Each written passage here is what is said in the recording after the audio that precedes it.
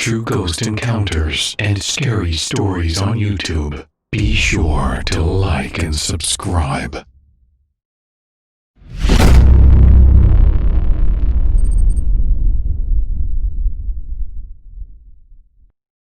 It had been a fine day, but the evening was gloomy, and the dark slowly crept up as the night grew old. I was sitting near the entrance of the precinct near the car park.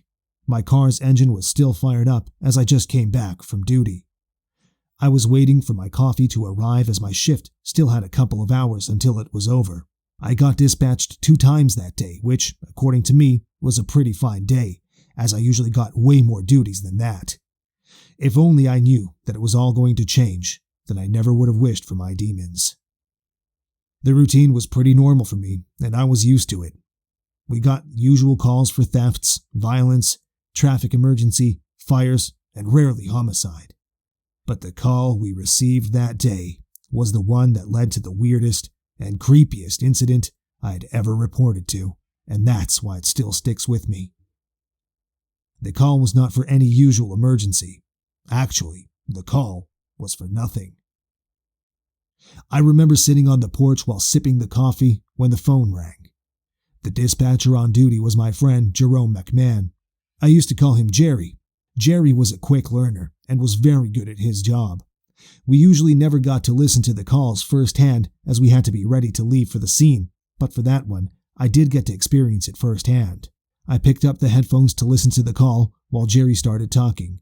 He asked, 911, what's your emergency? But he never got a reply. The line was empty for a few seconds while Jerry tried again. Hello? Is there any trouble?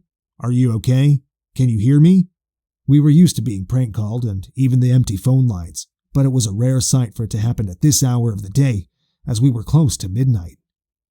We even had instructions to hang up a call and not to keep the line busy for too long if the other side doesn't respond. So Jerry had to hang up the call, but without wasting the time any further, he started looking up for the location of the call. If we don't get a response from the caller, we usually check up the location of the call for any potential emergencies and do a wellness check, and that's what we did. We radioed for an officer to reach the location, but none of the officers were close enough to the location as compared to us. So, naturally, I had to be dispatched for the place and receive the whereabouts of the computer in my car. I was on my way to the location through the quiet passages, which were otherwise very busy roads, jam-packed with traffic. There were no sounds, and I couldn't even hear the engine with the windows rolled up, and the only voice I was hearing was Jerry's through the radios. He confirmed that there are no previous incidents from the location I was heading to, and I would be quite safe. I wasn't even stressed about the potential encounter before this information, but now I doubted my gut. It was as if Jerry put a seed in my head, which rapidly turned into a tree. I like to blame that on Jerry, but deep down I think I had the same thoughts as him all along, which only surfaced on his statement. I shook it all off and traveled the rest of the way trying to think about anything else. I reached the place, which was a house on a pretty normal neighborhood. I parked the car and wanted to bust into the place to check for any potential dangers, but I decided otherwise. I instinctively knocked on the door, and in a moment, a lady opened the long, wooden door. She was wearing a robe, which was usually worn while giving birth to a newborn. It was very clear from the looks of it that the lady was pregnant. I asked, I'm Officer Longston. We got a call from here. Is everything all right? It was clear that the lady was as clueless as me, and with a confused look replied, Oh, I think you're mistaken. I didn't call for any help. I said, Ma'am, I'm pretty sure we got a call from your place. I think somebody must have dialed the number. She cut me off mid-sentence and tried to reassure me. You're highly mistaken, officer. I live alone here. There's no one else who could have called. I didn't hear her this time. I wasn't listening anymore. My focus had shifted from her. I was trying to glance behind her in the hopes of finding someone and then hopefully save the lady from anything she was going through. I had handled a domestic violence case before, and this one looked quite similar. The victims didn't know how to properly communicate with the enforcements, and I found a perfectly good way for it. I told her to wait and that she has to sign something for me. I returned to my car and took out a paper and wrote, Are you being abused? Are you in danger? Nod for yes. I handed over the paper to her. She read it and shrugged and said, I already told you, officer. I'm all right. There is no danger. Thanks for your concern, but I still think you must have been mistaken." I replied, "All right then," and with that I left the place. I was in my car driving back to the precinct. I got a signal on the radio about a call. That was the turning point for me that day. The night had already begun, but that was the point from where all the extraordinary stuff started happening. I wasn't able to experience this call firsthand, but Jerry told me about his experience, and I still shudder thinking about the possibilities relating to it. He recounted the instance to me about how he was sitting in front of his computer when he received a second call from the same location, and how there was still nobody on the other end. He, this time, waited for a couple of minutes before disconnecting the call in the hopes of finding a conclusion for the call, but still came up empty-handed.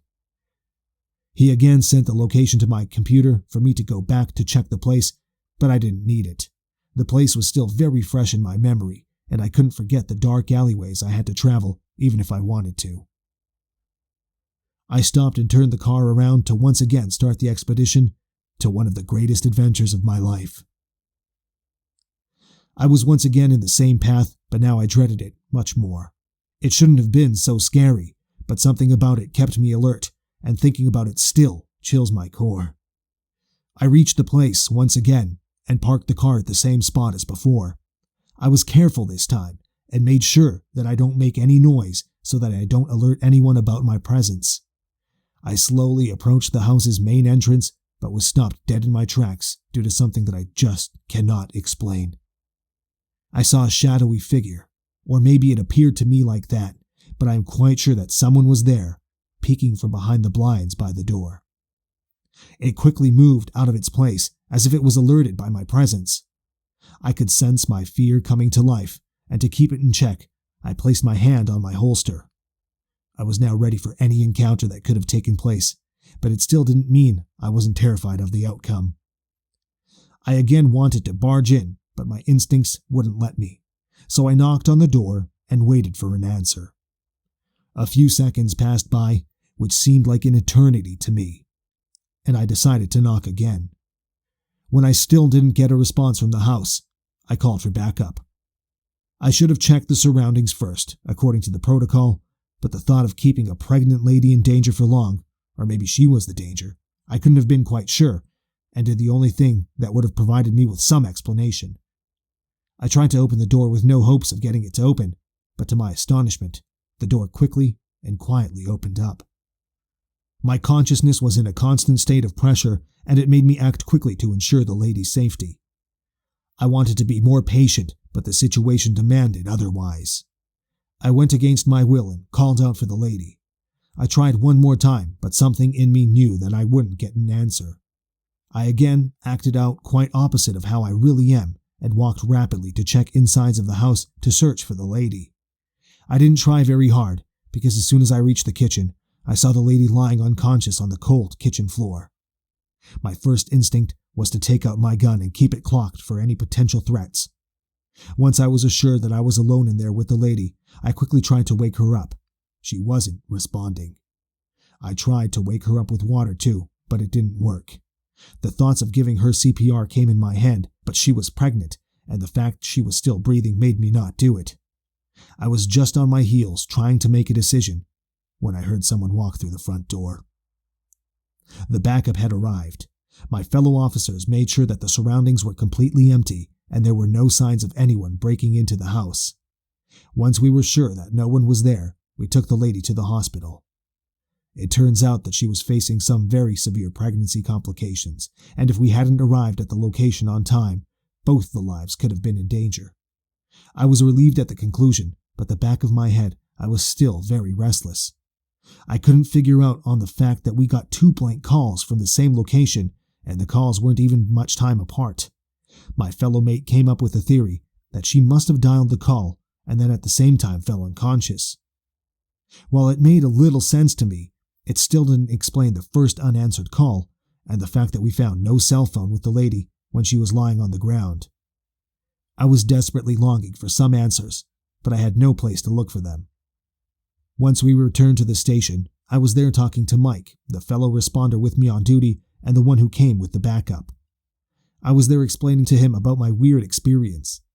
I said, "Hey Mikey, what do you think about last night? The weird lady incident. He quickly replied, I'm not sure what do you mean about it, but yeah, the experience was a weird one for me too. I recounted. I mean, the call came in twice, and both times with no answer. I was the first respondent on the site. And then I saw something that, I don't know. Mike was jumbled and keenly asked, and then? What happened there? I continued. I don't know. I just thought someone else was there too. I could have sworn I saw someone peering out of the blinds, and they were even parted, which was a weird sight for me as it wasn't parted on the first time, and I'm not sure how she would have opened them that late. I paused for a bit. The look on Mike's face told me that he was waiting for me to continue, so I did. I said, we even checked the place and found nobody. The house had only one entrance. I'm also very amazed at the fact that I acted very differently. Mike asked, differently? Yeah, it's hard to explain, but I don't think I was in control of myself that night. I was doing things against my will and even wanted to stop doing it, but something kept me going. I'm not complaining right now, as I'm very satisfied the lady is safe. But still, the incidents I recount are very hard for me to digest, and I desperately want some answers. Mike listened to my little rant, and suddenly his expression changed.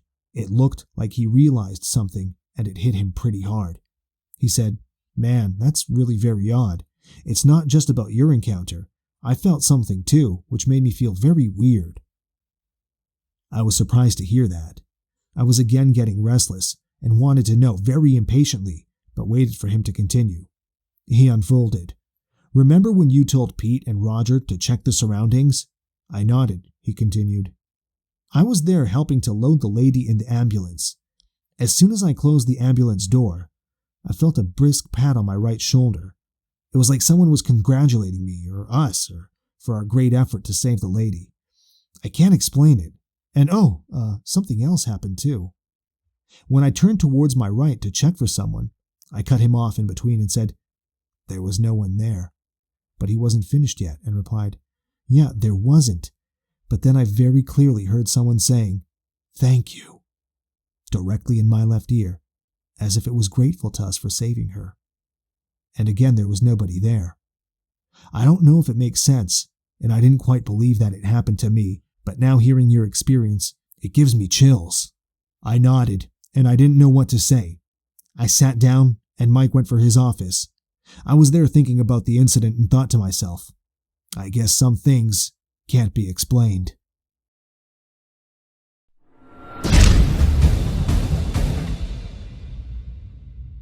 It was Christmas Eve, 2010.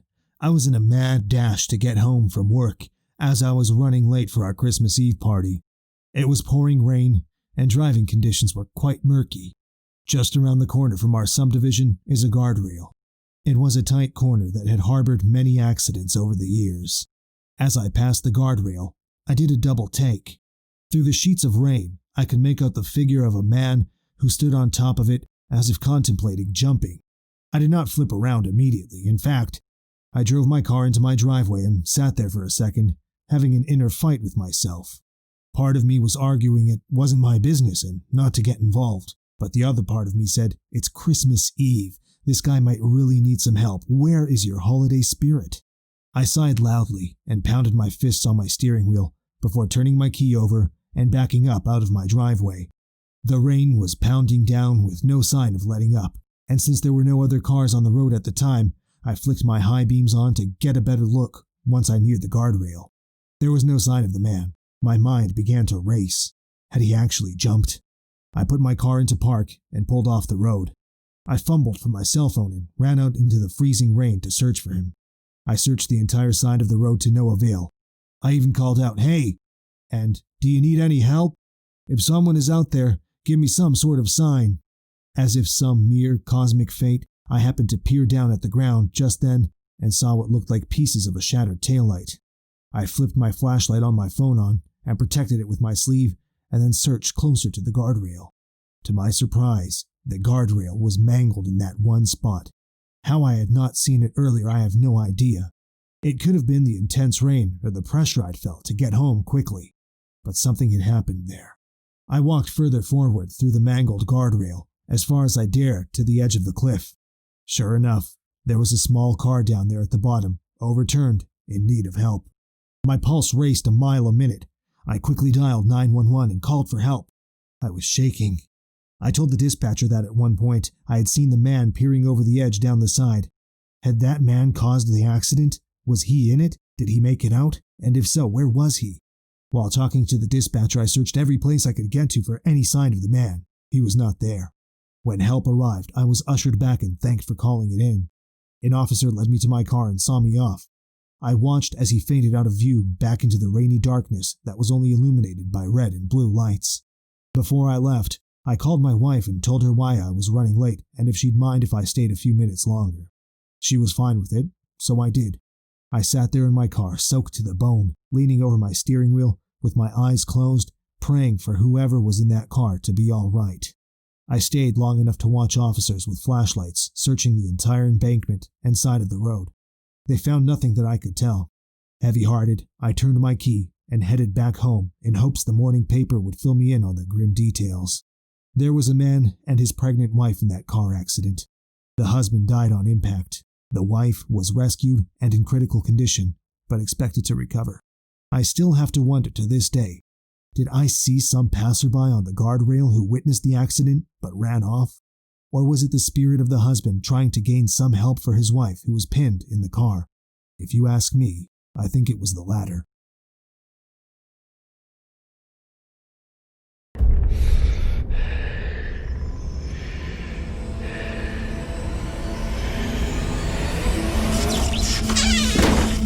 For more 911 True Ghost Encounters and scary stories on YouTube, be sure to like and subscribe.